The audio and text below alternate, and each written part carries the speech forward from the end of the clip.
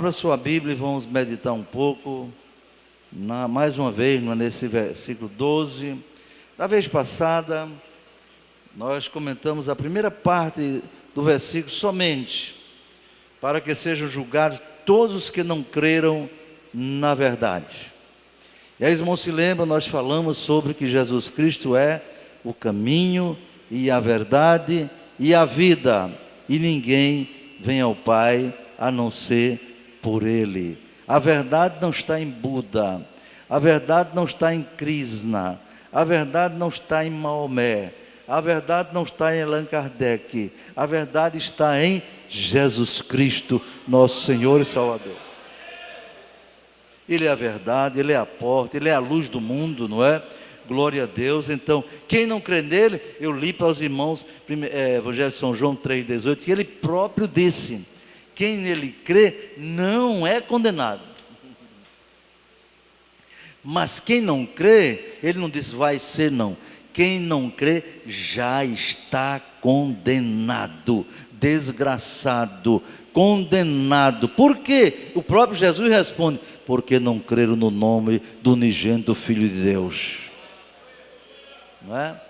E sabe, ele explica, a condenação é esta: os homens amaram mais as trevas do que a luz.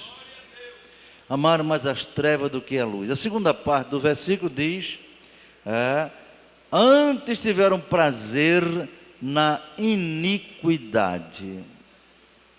Iniquidade, meus irmãos, é uma forma genérica de pecado. A Bíblia diz que nem todo pecado é iniquidade, veja só, né? Mas toda iniquidade é pecado. Isso está na Bíblia. Aí você tem vários tipos de pecado. Transgressão, vários nomes para pecado, né? Transgressão, desobediência, entende? Rebelião, iniquidade, tudo isso quer dizer pecado. E uma vez um irmão me retrucou, não é? Quando eu disse que havia pecado grande, pecado médio e pecado pequeno.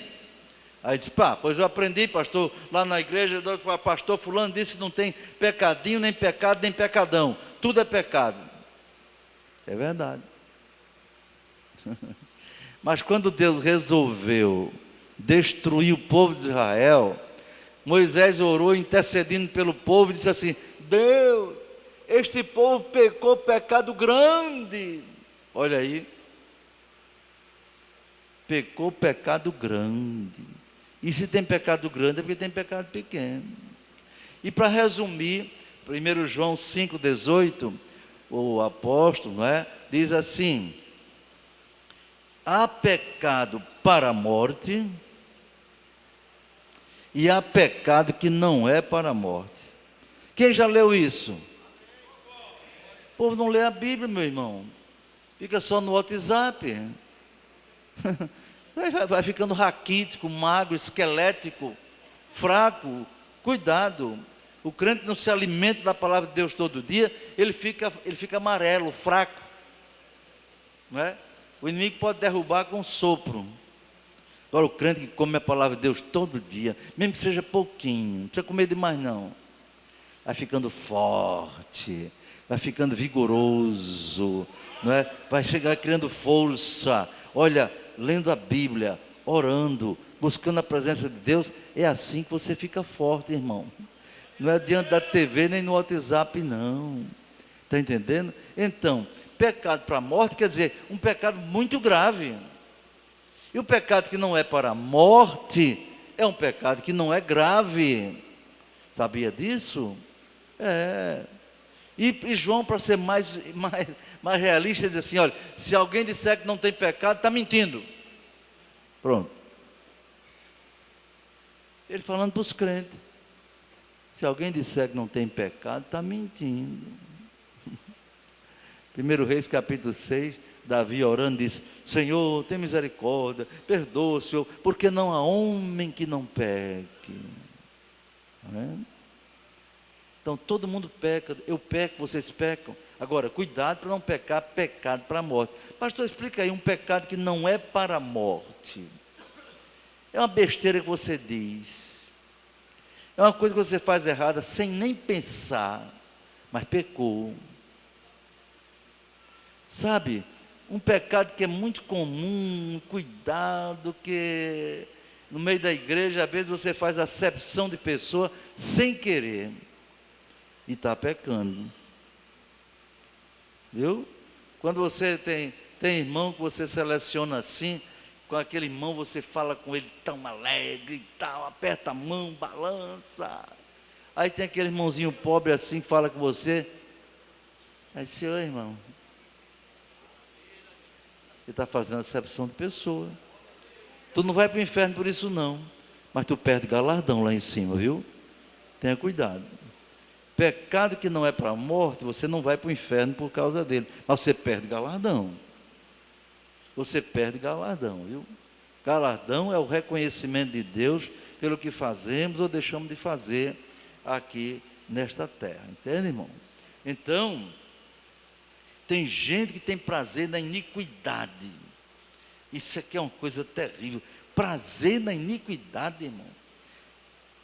Iniquidade é coisa iníqua. É pecado que Deus não aceita de jeito nenhum. Tem pecado que Ele suporta, que Ele aceita. Mas tem pecado que Ele não aceita de jeito nenhum. Eu já falei de um aqui, que pronto, esse pecado, meu irmão, quer ver um pecado para a morte, que tem gente que vai para o inferno direitinho, por causa da língua desse tamanho. Língua de gravata.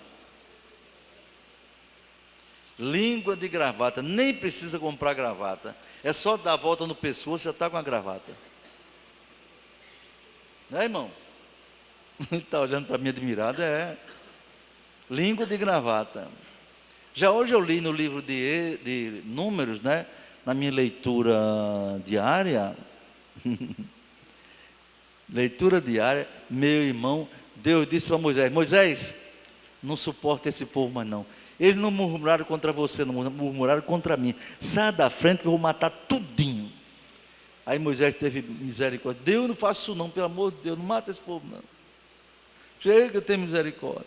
Qual foi o pecado dele? Murmuração. Quando chegou o aperreio, faltou água, eles disseram: era melhor a gente ter ficado lá no Egito, comendo cebola, comendo alho, pepino, carne, não sei o quê. Lá eles eram escravos, viviam debaixo do chicote, da chibatada, prisioneiros, não tinham direito, não tinha hora para trabalhar, tinha que dar conta do serviço. Aí lá na frente, aí esse povo é tirado do Egito, o mar vermelho se abre, eles viram tudo isso. Lá na frente eles viram Deus fechar o mar vermelho e matar todo o exército egípcio. Lá na frente faltou água, e o povo murmurou: meu Deus, faltou água, era melhor ter ficado no Egito. E sabe o que eu chamo isso de síndrome do Egito? Síndrome do Egito quer dizer, você tem saudade do tempo que você estava no mundo, do tempo que você era um pecador miserável, desgraçado, condenado, mas tem saudade. Agora que sou crente, tanta coisa ruim acontece comigo. É a síndrome e a murmuração. Se Moisés não intercedesse por aquele povo murmurador, meu irmão, Deus tinha matado tudinho. Mas Deus teve misericórdia, não é verdade? Até Moisés, irmão, um homem como Moisés, no Novo Testamento, é um dos nomes mais destacados. Viu? Moisés, Jó, são nomes destacados. Pois Moisés não entrou na terra prometida, em Canaã, porque adulterou? Não. Matou? Não. Roubou? Não. Murmurou. Numa segunda vez que faltou água, na primeira vez que faltou água para o povo, 3 milhões de pessoas, o povo murmurou, quiseram até jogar pedra em Moisés. Moisés chegou e disse: Senhor, me mata, chega, me mata, Senhor. Tão aperreado o pobre ficou. Viu? Primeira vez que faltou água, ele disse: Moisés, pega esse cajado, pedaço de madeira que você tem na mão, fira a rocha. E todo o povo ficou olhando quando Moisés foi assim, diante de uma rocha lá, uma rocha. Quando bateu com aquele pau, pá! Deus fez sair água da rocha, muita água, que aquele povo abasteceu seus cântaros, seus odres, seus depósitos para a outra caminhada. Lá na frente, faltou água de novo. Olhe só como uma coisa, viu? Cuidado. Faltou água de novo. O povo se aperreou e disse: para que você trouxe a gente para esse deserto, para matar nós, nossas famílias? Era melhor ter ficado no Egito. Eles tinham a mania de dizer isso. É melhor ter ficado no Egito como escravo. Ou mentalidade desgraçada, né? Mentalidade de escravo. Não se libertaram, entendeu? Deus tirou eles do Egito, mas o Egito ainda estava neles. Aí Moisés ficou aperreado. Foi orar a Deus, e aí Deus disse: Moisés, fala a rocha. Cuidado quando eu disser uma coisa, não faça diferente não, que ele pode não gostar. Fala a rocha. Meu irmão. E agora observe, Moisés era o homem mais manso da terra. A Bíblia diz que Moisés era o homem mais manso da terra. Pois o homem mais manso da terra, diante daquela murmuração do povo, querendo jogar pedra nele, ele pegou o cajado, foi lá e disse diante do povo: bando de rebelde, o que é que vocês estão achando? E tal, você bando de... E meteu o cajado na rocha, pá! Deus podia não ter feito sair água, não podia? Ele mandou falar, não mandou meter o cacete, não. Mas ele meteu, pá! Deus honrou e a água saiu. Foi. Porém, quando foi para Moisés morrer, primeiro foi enterrado Arão, não é? Depois foi Moisés. Deus disse: Moisés, prepara o teu substituto e sobe ao monte de Abarim, porque tu vai morrer. Eu vou te levar. Senhor, e a terra de Canaã? Não, você não entra. Eu vou dar uma deixazinha para você. Suba no monte, e lá de cima do monte eu vou lhe mostrar a terra, viu? Você vai ver. Aí foi terrível, não foi, irmão? Você vai ver a terra, mas lá você não entra. Por que, Senhor? Porque você murmurou. Eu mandei você falar a rocha, e você, irado, bateu na rocha. Viu? Você não entra não. E não entrou. Cuidado com língua grande, irmão. Olha, eu soube que tem um irmão aqui, quando eu estou pregando, ele diz: não é assim não. Não é assim não, a Bíblia não diz isso não, não sei o que e tal, e critica. Murmurador, meu irmão. Murmurador, língua grande. Às vezes a pessoa diz essas besteiras, lá na frente se corrige e caminha. Mas se ficar com esse espírito de murmuração, Deus não se agrada não, viu?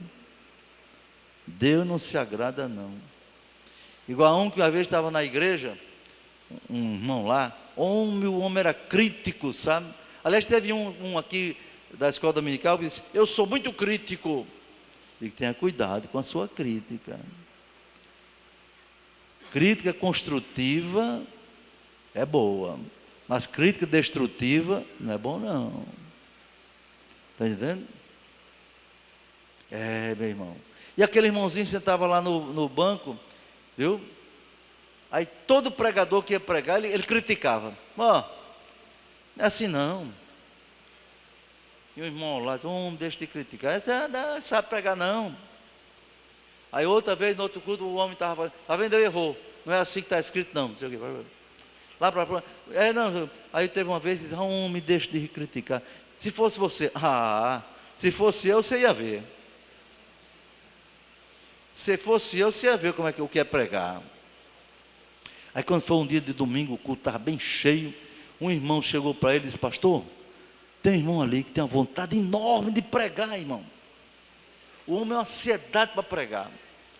Olha, ele critica todo pregador, porque ele diz: se ele for pregar, vocês vão ver, vai ser o cara. Aí o pastor aproveitou no dia de domingo, sem ele esperar. Meus irmãos, eu soube que tem aqui um irmão nosso que tem vontade de pregar. É o irmão fulano e tal. Quero convidar para ele dar uma palavra esta noite aqui para nós. Aí o irmão disse: o que foi? Ele falou no meu nome, foi. Está dizendo que o senhor vai pregar. Eu É sim, está lhe chamando já. Meu Deus. Pegou a Bíblia, chegou lá, saúde os irmãos, a paz do Senhor, suando já. Aí procurou aqui um versículo. Ele conhecia bem a Bíblia, na hora ficou tão nervoso e procurava. Irmãos, ore por mim que eu estou aqui procurando um versículo e tal, e o suor caindo, e o homem ficando aperreado, e não saiu nada, e engasgou, entendeu? E tossiu, e se aperreou, e antes de cair, desmaiar, disse: irmão, ore por mim, de outra vez eu posso, talvez eu até pregue, viu? Quando ele sentou junto do irmão que pregou essa peça nele, quando ele sentou, ele disse, entendeu? Sim, quando ele foi subir, ele subiu com um certo orgulho, com o dedo na Bíblia, como dizer assim, e agora? Mas quando voltou, meu irmão, voltou tão cabisbaixo. A irmãozinha disse para ele, anote isso, viu? Meu irmão, se você tivesse subido como desceu, você tinha descido como subiu. Tem gente que tem essas tiradas assim de sabedoria, né? Ele subiu com arrogância, voltou humilhado. Se ele tivesse subido com humildade, tinha voltado com alegria. Cuidado, irmão, pecado e murmuração é terrível. Não tenha prazer nessas coisas. O que é então iniquidade? Coisa que não agrada a Deus, pecado grave, não é? Para você ter uma ideia de o que é iniquidade, iniquidade que os homens têm prazer, é praticar coisas e coisas e coisas que desonram a Deus, que mostram a rebelião do homem contra Deus, seguindo os conselhos do diabo. Abra sua Bíblia em Lucas 16, 15. Lucas 16, 15. Abra aí que nós vamos ver um versículo que corrobora esta palavra, não é? Prazer na iniquidade. Lucas 16, 15, eu quero que os irmãos leiam comigo. Moço, jovem, menino, todo mundo lê, porque esse é um versículo muito importante. Lucas 16, 15. Agora vamos ler o 14, para você ver que tipo de gente, qual foi a raça que estava criticando Jesus. 14, eu digo 1, 2, a gente lê junto, 14 e 15, vamos lá. Lucas 16, 14. 1, 2. E os fariseus, que eram avarentos, ouviam todas estas coisas e zombavam dele. E disse-lhes: vós sois os que vos justificais a vós mesmos diante dos homens, mas Deus conhece os vossos corações, porque o que entre os homens é elevado, perante Deus é abominação. Cuidado, irmão. O que entre os homens é elevado, para Deus é abominação.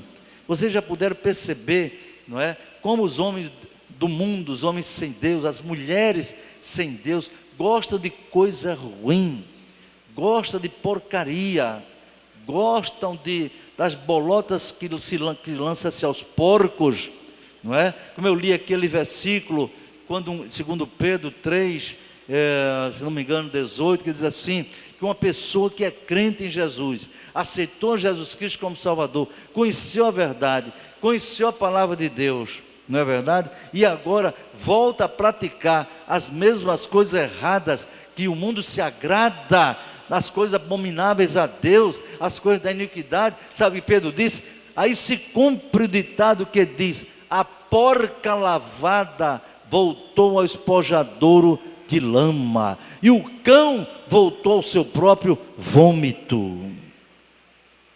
Então o que é levado perante os homens, irmãos, para Deus é vômito de cachorro, para Deus é espojadouro de lama. O que perante os homens é levado, para Deus é abominação. Por exemplo, o carnaval. Pergunto a vocês, carnaval é coisa elevada aos homens ou não? É. Lá no Rio de Janeiro, São Paulo, aquelas escolas de samba, meus irmãos, aquilo ali tem gente que vem da Europa, dos Estados Unidos, do Japão, para ver o desfile do carnaval. Porque para eles aquilo é uma coisa elevada, é muito importante, filmam, filma para passar lá na terra deles. É elevado, governantes, prefeitos, governadores vão lá para o palco lá, o camarote da Globo, camarote não sei de quê, para assistir aquilo, porque é elevado. Mas o que é a motivação do carnaval? Pode prestar atenção, carnaval só tem motivação porque tem nudismo, mulheres nuas, homens seminus, drogas, bebida, prostituição. Essa é a motivação do carnaval. Não adianta, não é festa familiar, coisa nenhuma. Isso é elevado perante os homens, mas para Deus isso é abominação. E tem coisa que a imprensa não divulga. Um irmão que participava com o seu trio do carnaval, ele dizia: Alinaldo, eu vi diante do meu trio pessoas sendo mortas, viu? Mas a empresa que promovia o Carnatal pagava o jornal para não divulgar. Ele disse: olha, eu vi, por exemplo, casos de meninas estupradas, embriagadas, estupradas, mas não noticiava, porque ganhava dinheiro para não noticiar. Perante os homens é elevado, perante Deus é abominação. Irmãos, você que está aqui hoje na casa do Senhor, às vezes sente falta de uma coisa mais trepidante. Sabe o que é que faz a sua alma trepidar? Não é rebolar, dançar para lá e para cá, não. É você glorificar, exaltar o nome do Senhor. É você se encher do Espírito Santo de Deus.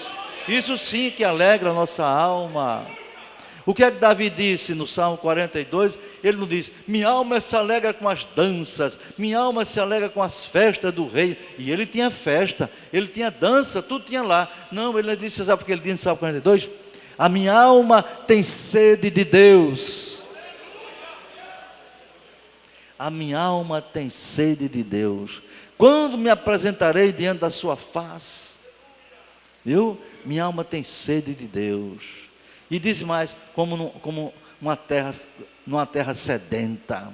O crente fiel, ele sente necessidade de ter a alegria de Deus, a presença de Deus na sua vida. Não é carnaval não. Essas igrejas estão fazendo carnaval por aí, dizendo que é para pregar o evangelho, é conversa fiada, é para rebolar, é para se mostrar, é para dizer para o mundo: brinque em carnaval, porque nós somos crentes e brincamos também. Eles estão pensando que estão passando mensagem positiva? Não. Quer evangelizar no carnaval? Concordo. Pega um bocado de gente, vai lá para o caminho onde o povo passa e vai distribuir a folheta da palavra de Deus. Mas brincar carnaval, até usando o nome de Jesus, tem um bloco que é Boca do Leão, outro é Leão de Judá. Para se mostrar. Não, senhor, não precisa de bloco de crente não, irmão. Jesus nunca mandou ninguém fazer bloco de crente. Jesus pregou na época do Império Romano. E do Império Romano havia muitas festas, muitos desfiles, muitos blocos, muitas orgias. Ele nunca mandou os seus discípulos imitarem aquelas coisas, porque ele disse: vós sois a luz do mundo, vós sois o sal da terra. Ou seja, o sal da terra e a luz do mundo faz diferença, não se iguala não se iguala nem imita. O crente fiel não imita as coisas do mundo. Viu? Muito cuidado. Quer ver outro exemplo dessas porcarias que são elevadas aos homens? Baile funk. Quem já ouviu falar em baile funk aqui? Levanta a mão assim. Esses baile funk, na verdade o baile funk nasceu nos Estados Unidos. É de origem americana. Chegou aqui no Brasil, começou no estilo norte-americano. Depois, lá nas favelas do Rio de Janeiro, o funk tomou uma afeição própria, como a cultura daquelas pessoas da favela. E os traficantes de droga aproveitaram a onda e promovem grandes bailes funk. Financiam, pagam cantores, bandas, etc. E aquela multidão, geralmente de sexta para sábado, ou de sábado para domingo, meus irmãos, é uma coisa tremenda. E sabe que uma grande atração, considerado o máximo, considerado elevado perante os homens do baile funk, e eu vi uma deputada lá no Congresso defendendo, dizendo que a cultura dos pobres é pegar menina de 12 anos, 13 anos, 14, 15 anos, no baile funk ela é chamada de novinha, viu? É novinha, mas sabe o que eles chamam, que pegam as novinhas? Para prostituí-las. As músicas que se cantam no baile funk, eu não posso ler nenhuma estrofe aqui, pois todas são de pornografia, são de baixaria, e sobretudo desvalorizando, depreciando as mulheres. As principais depreciadas no baile funk são as mulheres. Terrível. E eu passei aqui há poucos dias, numa inauguração no negócio ali, estavam cantando uma música funk, dizendo que a menina devia sentar no colo do homem, e ele ia pegar ela, e não sei o que, não sei o que. E o pessoal dançando, e todo mundo achando aquilo o máximo, coisa elevada. Viu? É impublicável o que essas músicas cantam por aí, usando o nome das meninas de 12 anos. Menina de 12 anos, eu li no Google, dançam sem calcinha. Dançam sem calcinha porque o ponto alto é fazer sexo diante dos outros. Ponto alto, é elevado. Aqui está dizendo, Jesus dizendo, o que aos homens é elevado, para Deus é abominação. Queridos, nossa juventude está livre disso. Dê glória a Deus, dê graças a Deus. Não é? Dou graças a Deus porque eu vi no WhatsApp os nossos jovens aqui do Templo Sede, não é? Participando quinta-feira, ontem, do CLAB, Círculo de Leitura de Amigos da Bíblia. Um bom número se reuniram para ler a Bíblia, estudar um tema para a edificação deles. Se eles não fossem crentes, estavam aí nos bailes, nas baladas, não é? Dessas coisas elevadas aos homens, mas que para Deus é abominação. Para os homens é elevada a prostituição. Prostituição. Se eu for perguntar aqui qual é a irmã que assiste novela, será que algum levanta a mão? Será que alguma moça levanta a mão, tem coragem? Uma adolescente levanta a mão? Não sei, não quero constranger. Pois preste atenção, um produtor de novela, um homem que prepara todo o roteiro da novela, eu tenho na revista Veja, em casa eu tenho uma reportagem, em que ele diz assim, eu fiquei decepcionado, eu fiquei estupefato, eu fiquei admirado com a pesquisa que eu fiz para saber quais os personagens que mais agradavam aos telespectadores e às telespectadoras. José de Abreu, um autor de novelas, e ele diz, fiquei admirado, porque no público feminino, na pesquisa eu perguntava quais os personagens que mais lhe agradam nas novelas, nas minhas novelas. Aí colocava os personagens sérios, ou os personagens trapaceiros, ou os personagens traidores, prostituídas, etc. 70% das mulheres disseram que gostavam dos personagens trapaceiros, adúlteros, prostitutos. Não é pastor que está dizendo isso não, é um autor de novela. Ou seja, o que é levado para essa gente? Prostituição, trapaça, adultério, engano. Aqui Jesus está dizendo, para Deus é abominação. Abominação, meu irmão. Viu? Cuidado, cuidado.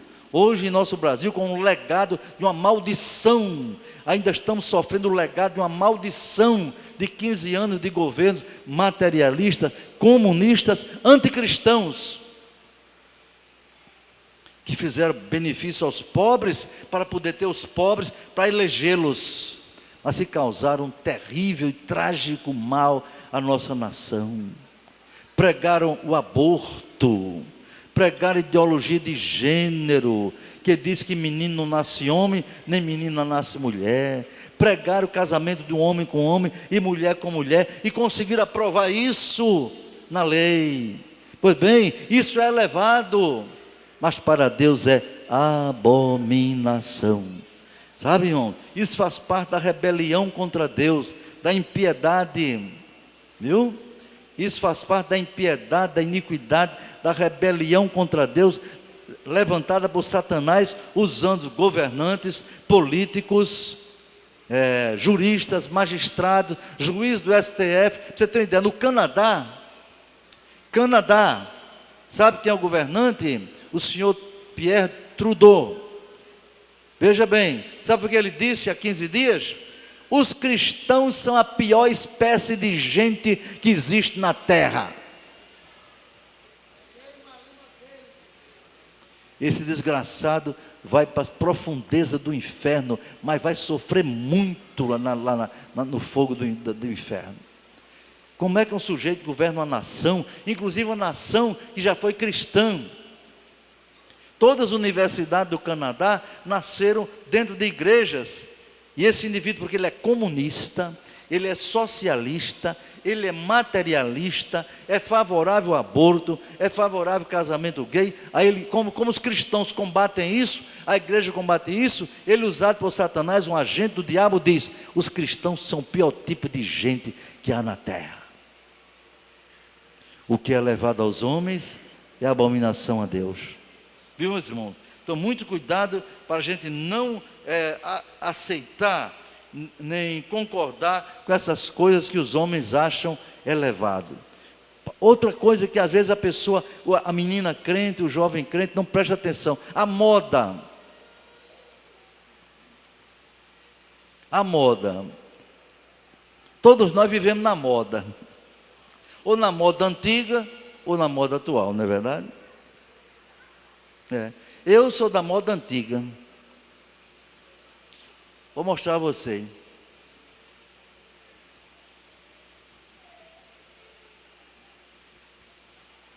Viu a minha calça? Pois tem homem que a calça dele é assim, ó.